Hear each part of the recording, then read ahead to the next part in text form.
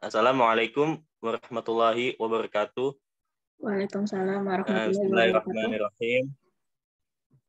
Mohon izin, Bang Febri, kami dari kelas Arab 20B di sini akan menyelenggarakan podcast untuk kebutuhan ulangan tengah semester. Dan di sini kami memilih tema The Gender and Women in Arabic Culture. Di sini saya Fauzi Ibrahim sebagai moderator dan ditemani oleh dua narasumber. Narasumber pertama yakni ada Ana Khairunisah dan narasumber kedua ada Nada Febian. Sebelumnya saya hai dulu dong kamera. Perkenalan terlebih dahulu untuk lebih akrab ke depannya. Silahkan.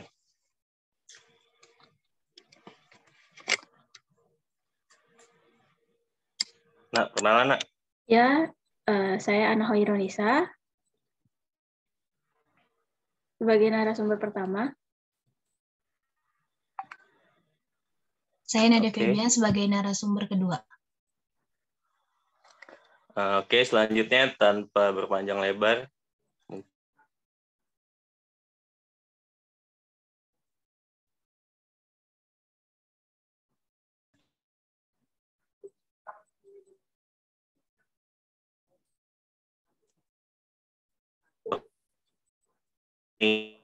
sudah menonton film Wajda dan sudah menganalisis film itu sendiri, ya kan?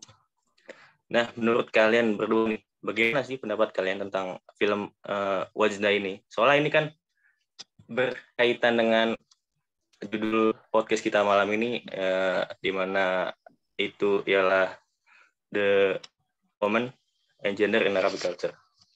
Silahkan pendapatnya. Boleh, siapa dulu yang pertama?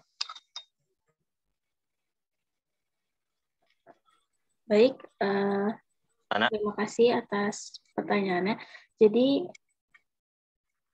menurut saya tentang film Wajda, yang mana film Wajda merupakan film Arab pertama yang saya tonton, dan setelah menonton film Wajda, saya sangat terkesan dengan penggarapannya, dengan dialog-dialog yang dialog-dialog para tokohnya, dan pesan yang disampaikan dari film tersebut sangat bagus. Banyak pesan yang bisa diambil dari film Wajda, yang mana merupakan dari yang saya baca, film Wajda merupakan bentuk kritikan untuk pemerintahan Arab Saudi, khususnya Arab Saudi sebagai tempat latar pembuatan film Wajda, yang melarang perempuan untuk berpergian atau mengendarai tanpa mahram.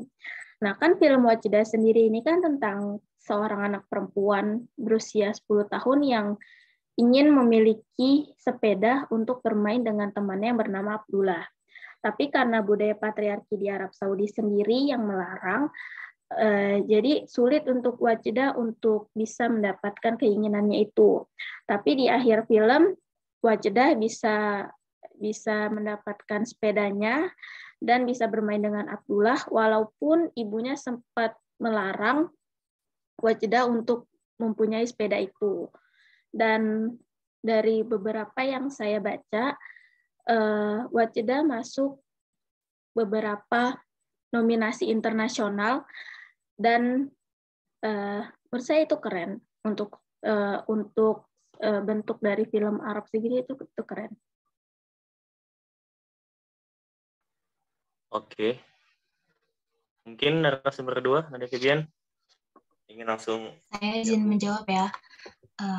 Setelah saya menonton Wajda, kita mendapatkan insight yang baik tentang bagaimana negara Arab khususnya memperlakukan wanita. Terus juga film Wajda ini bisa dijadiin film edukasi karena kita dapat nilai moral yang banyak. Kayak misalnya kita bisa tahu, kita bisa ngelihat gimana sih kegigihan Wajda buat dapetin barang yang dia inginkan walaupun banyak banget hambatannya. Apalagi itu bertentangan dengan hukum negara. Terus juga film Wajda ini kan ngangkat isu patriarki yang masih melekat di Arab, dan juga seperti narasumber yang pertama sampaikan bahwa film Wajda sendiri itu sebagai bentuk kritik kepada pemerintah sana karena patriarki yang masih melekat, dan juga film Wajda sendiri masuk nominasi salah satu film Arab terbaik. Sudah, itu aja. Oke, terima kasih untuk kedua narasumber. Ya, memang sih kita setelah nonton film Wajda ini bisa melihat kenyataan apa yang terjadi pada wanita-wanita Arab khususnya. Dan di film Wajda itu juga ada apa ya namanya ya temannya Wajda itu sendiri kan pada usia mungkin 12-15 tahun kali. Sudah dilamar atau mau dinikahkan oleh seorang pria yang mana udah mapan sekali ya kan. Dan di situ juga ibunya Wajda sendiri itu juga tidak bisa memiliki keturunan lagi sehingga bapaknya sendiri atau suami sendiri itu menikah dengan orang lain, di mana ya sangat sedih sih memang. Cuma menurut saya dalam film Wajda ini dalam alurnya sih menurut saya terlalu monoton ya, karena memang Wajdanya itu sendiri yang terus-menerus ditampilkan. Nah, itu cukup menarik sih. Terus ke pertanyaan selanjutnya, karena tadi sudah menjawab dan membahas pertanyaan tersebut dengan ada kata-kata patriarki di sana. Nah, menurut kalian berdua nih, bagaimana sih tanggapan kalian mengenai budaya patriarki pada bangsa Arab? Silahkan yang mau jawab duluan, Ana atau Febian. Mungkin saudari Febian dulu yang duluan. Saya izin menjawab ya. Menurut saya, dalam pandangan saya, patriarki itu sangat merugikan bagi kaum perempuan. Karena dengan adanya budaya patriarki sendiri, perempuan ini sangat direndahkan dan ditaruh atau ditempatkan di posisi yang paling rendah, yang dimana perempuan nggak punya ruang gerak yang bebas, dan perempuan nggak bisa protes atau mengungkapkan pendapatnya jika misalnya perempuan ditempatkan di tempat yang paling rendah itu. Terus budaya patriarki sendiri menuntut wanita untuk tunduk pada peraturan atau pada tradisi tanpa terkecuali, dan juga banyak sekali peraturan-peraturan yang terdapat di tradisi patriarki nggak sejalan dengan hukum Islam. Menurut saya seperti itu. Oke, mungkin Ana boleh memberikan pendapatnya. Menurut pandangan saya, dari yang saya baca, di negara-negara Arab Timur Tengah itu masih menempati posisi terendah dalam hal kesetaraan gender dan menempati posisi tertinggi dalam hal budaya patriarki ini. Memang budaya patriarki ini kan sudah ada dari zaman sebelum budaya Islam datang. Jadi ini tuh udah turun-menurun dari nenek moyang dahulu gitu.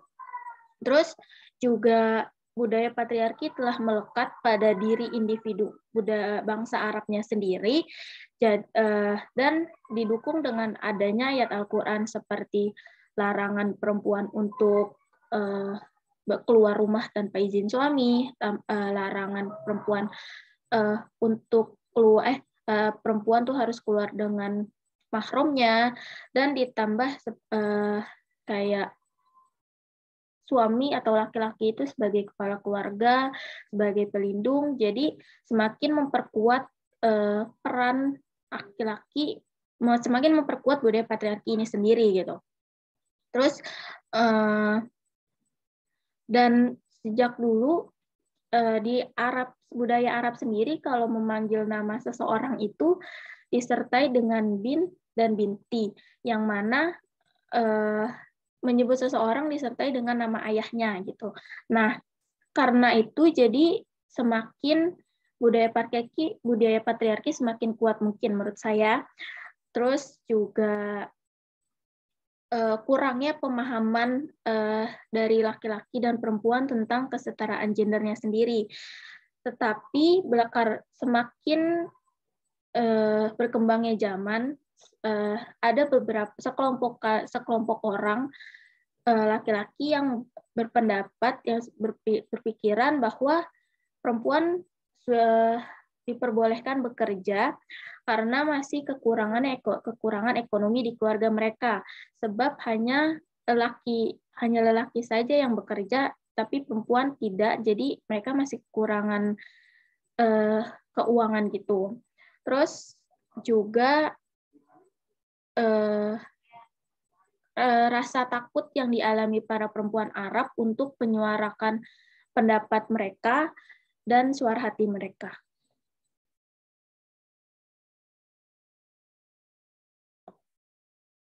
Sudah?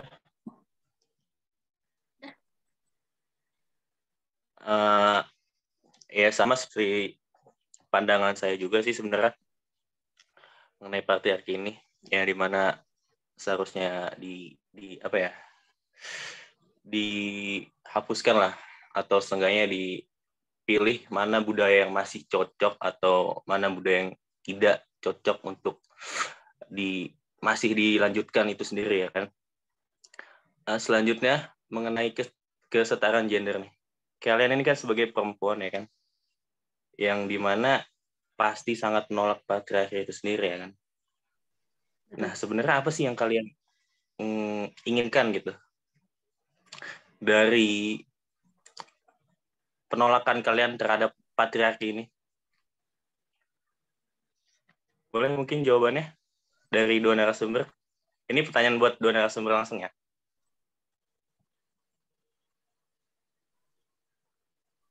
Siapa yang mau jawab? Febian, saya izin menjawab ya. Ya, silakan.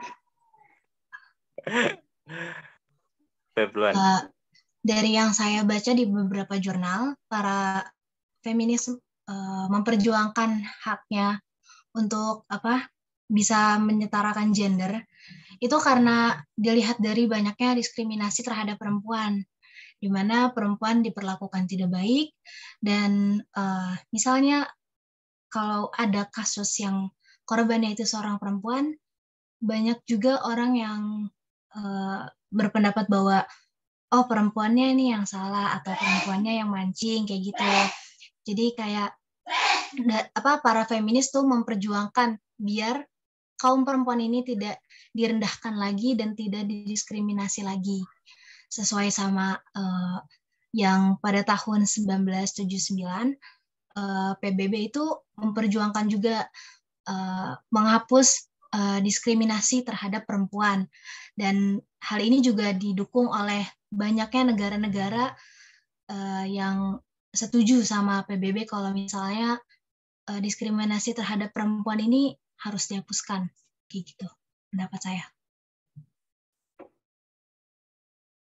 Oke, mungkin langsung Ana, jika ada jawaban atau kepikiran. Menurut pendapat saya, budaya patriarki ini seharusnya dihapuskan sampai ke akar-akarnya melalui bimbingan secara keseluruhan. Terus juga pemahaman yang dimiliki setiap individunya harus diperkuat.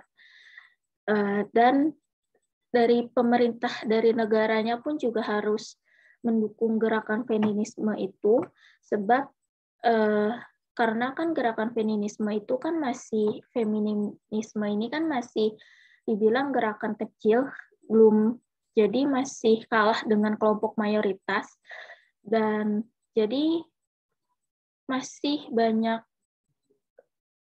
kurangnya dan masih kurang suara, kurang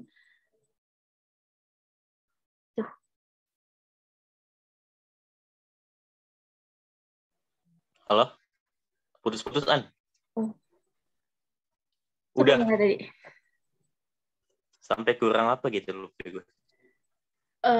Mungkin kurangnya kontrol yang dimiliki, kontrol atau kurangnya kontrol akses kekuasaan yang dimiliki oleh perempuan dalam gerakan feminisme ini, sebab feminisme ini kan masih kelompok gerakan yang minoritas, belum mayoritas, dan harus didukung dari negaranya sendiri juga. Harus ada bantuan dari negaranya juga. Oke. Entah pernah ngebaca atau lihat itu di salah satu media sosial yang pertanyaannya itu buat apa ya, seperti mematahkan pendapat para feminis, di mana itu salah satu seorang mengungkapkan pernyataan seperti, ya kita lihat 25 nabi, 25 rasul itu kan semua laki-laki semua kan gitu kan maksudnya. Betul. Di mana di situ nggak ada perempuannya. Nah, menurut kalian nih dalam segi kesetaraan gender ini sah-sah aja atau bagaimana menurut kalian? Atau ada bagiannya semuanya? Kayak laki-laki misalnya di sini, perempuan di sini. Jadi kesetaraan gender tuh ya adil ya, sesuai porsi, nggak harus sama. Seperti anak kecil, kalau THR kan kasih goceng misalnya nih, ya mungkin yang udah kerja dikasih lebih, atau sebaliknya, itu kan adil. Nah, menurut kalian nih, pernyataan tersebut tuh bagaimana tuh? Mengenai 25 nabi atau rasul yang semua itu cowok, nggak ada ceweknya gitu. Boleh, siapa yang mau jawab duluan? Siapa? Anak, boleh, langsung aja. Oke. 25 nabi yang semuanya cowok.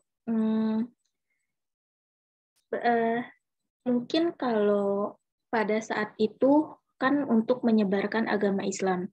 Masih banyak akhlak akidah yang masih perlu diperbaiki gitu kan. Nah, mungkin kenapa para 25 rasul itu atau nabi atau bahkan khalifah itu semuanya cowok, semuanya laki-laki, karena laki-laki ya itu balik lagi ke kodratnya lebih kuat, terus juga mungkin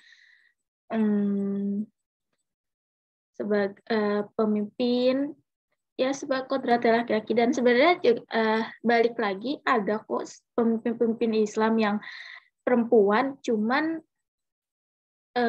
itu mana ya? Udah kodrat laki-laki. Iya sih, banyak juga ya yang perempuan menjadi apa ya, ibaratnya setara lah sama laki-laki ya kan. Kalau salah istilah Rasulullah juga menjadi pemimpin perang kalau nggak salah tuh. Nah gitu. Betul, ada anak Rasulullah ada yang jadi pemimpin perang dan menang. Nah itu kan jadi pukulan sendiri ya kan, yang mengatasnamakan membela patriarki itu sendiri. Untuk Febian gimana? Ada pendapat atau apa? Boleh. Menurut saya kesetaraan gender itu nggak harus semua sama, atau nggak harus semua kayak kalau laki-laki porsinya segini berarti perempuan porsinya segini. Kesetaraan gender tuh udah ada porsinya masing-masing. Kalau emang misal yang penting itu tuh nggak menyelisihi aturan Islam sendiri. Ya, dan juga tidak merendahkan perempuan. Terus apa namanya? Kadang kalau misal yang di pendapat tadi, kalau misalnya pemimpin itu harus laki-laki, sebenarnya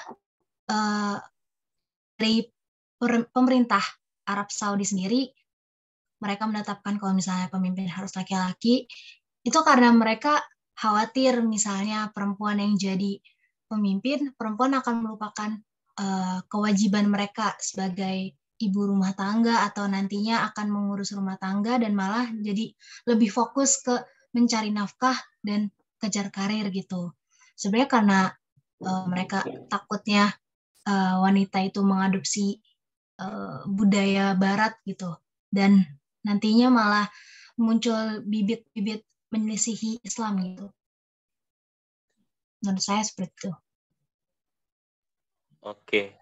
Jadi kalau untuk Nada Febian ini untuk apa?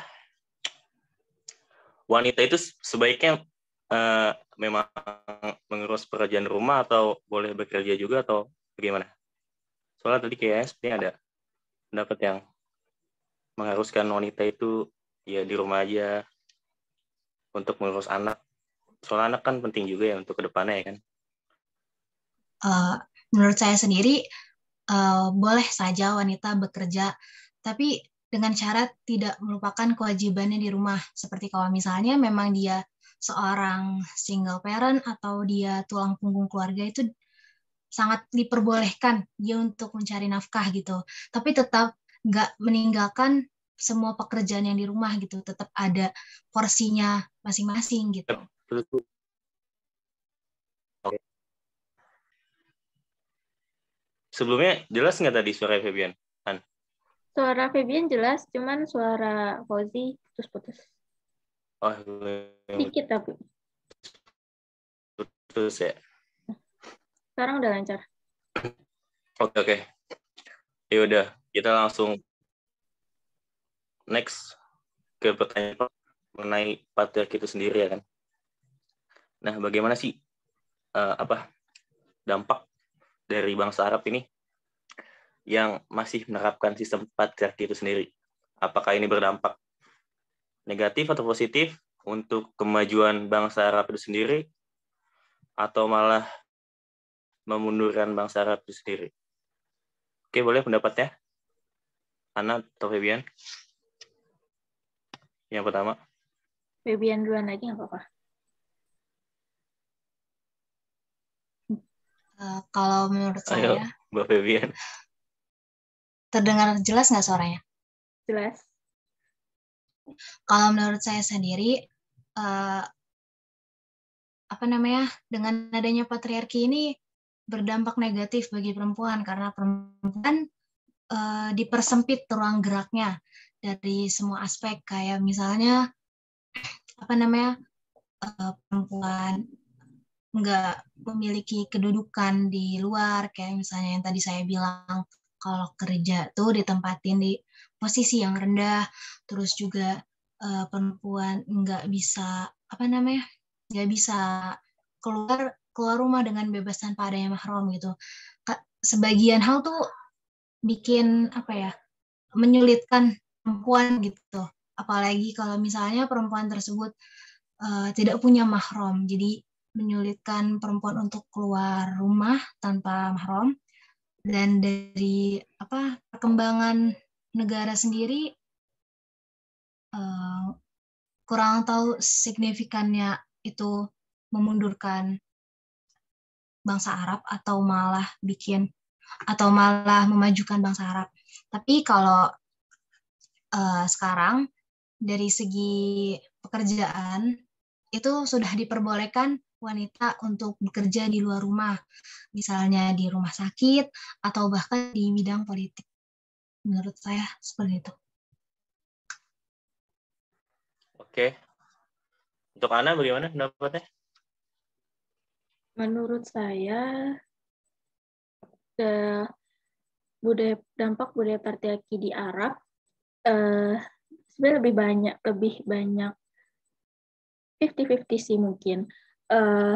Tapi kayak budaya patriarki di Arab jadi banyaknya kekerasan pada perempuan, oknum-oknum yang menyalahgunakan kekuasaannya, terus pernikahan dini seperti pada film Wajda yang temannya itu sudah menikah dengan laki-laki yang berusianya jauh dari dia, terus perceraian dan kurangnya SDM,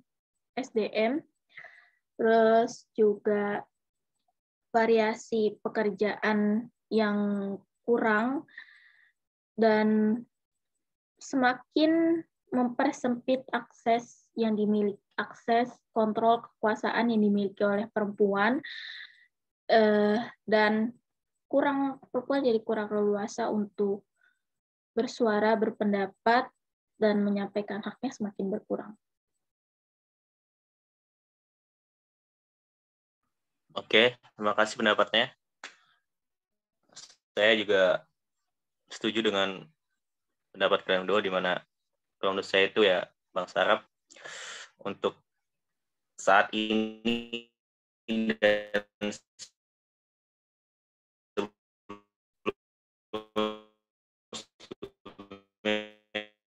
itu memang sangat terbelakang ya, buka mata untuk mengadopsi sistem-sistem baru yang di luar dari budaya mereka. Tapi untuk sekarang kayaknya udah boleh sih, ya kan? Iya. Juga sudah sebagian memakai, wanita juga sudah boleh berkendara. Ya, mungkin perlahan-perlahan ke depannya budaya patriarki ini di bangsa Arab khususnya akan terhabiskan atau terselesaikan lah.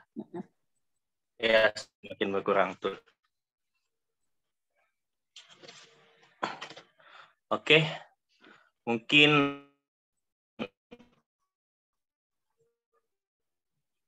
sampai sini podcast hari ini dari kami. Sebelumnya kami minta maaf jika ada salah kata atau salah argumen. Sekiranya Bang Febri bisa mengoreksi pendapat kami semua ini agar lebih terukur dan terarah. Terima kasih sebelumnya atas perhatiannya. Semoga podcast kami ini bisa membuat para penonton atau pemirsa bahagia atau tercerahkan lah setidaknya. Mungkin yang bisa saya simpulkan sebelum penutup dari kedua narasumber, yakni ya mereka, ya tentunya kami semua sangat menolak budaya patriarki itu sendiri, khususnya di bangsa Arab ya kan. Dan karena agama Islam itu sendiri turun di Arab, jadi seolah-olah Islam ini tercoreng oleh mereka-mereka yang mendukung patriarki itu sendiri. Sebenarnya sih bisa Islam datang ya udah semuanya hilang lah, patriarki itu hilang lah, ibaratnya seperti itu ya kan. Rasul kita kan sempurna ya kan, yang nggak sempurna itu manusia setelahnya. Jadi ya kenapa masih ada ya, karena manusianya itu yang mungkin kurang bacaan atau apa ya kan. Dan seperti pendapat Febian dan Ana, di mana kesetaraan gender itu juga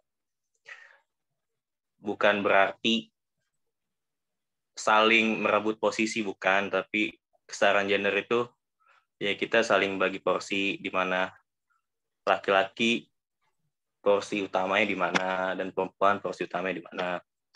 Mungkin seperti itu kesetaraan gender yang kami ketahui. Mungkin itu kesimpulan yang bisa saya sampaikan dari pendapat kami ini.